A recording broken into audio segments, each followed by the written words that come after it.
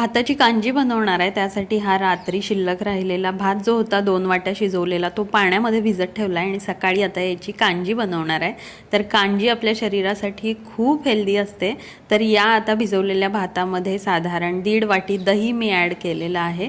ते यामध्ये छान मिक्स केलं आहे आणि आता या भाताला आपण तुपाची छान फोडणी द्यायची आहे। तर ही जी कांजी आहे ती आपल्या शरीरामध्ये गुड बॅक्टेरिया जो आहे तो वाढवण्यास मदत करते, प्रतिकारशक्ती वाढवण्यास मदत करते।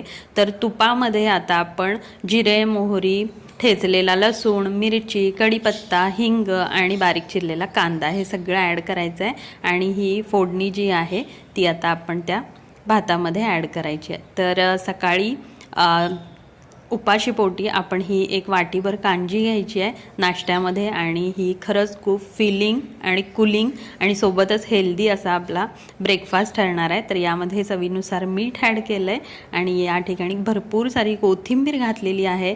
तर गट हेल्थ वाढवण्यासाठी, गुड बॅक्टेरिया वाढवण्यासाठी शरीरातले ही राईस कांजी आपल्याला खूप मदत करते।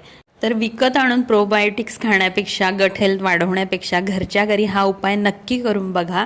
आणि ही जी राईस कांजी आहे ती आपल्याला दिवसभर एनर्जेटिक ठेवते, आपली पचनक्रिया खूप चांगली करते आणि आपल्या शरीरामधली जी कमतरता आहे ती दूर करण्यास मदत करते।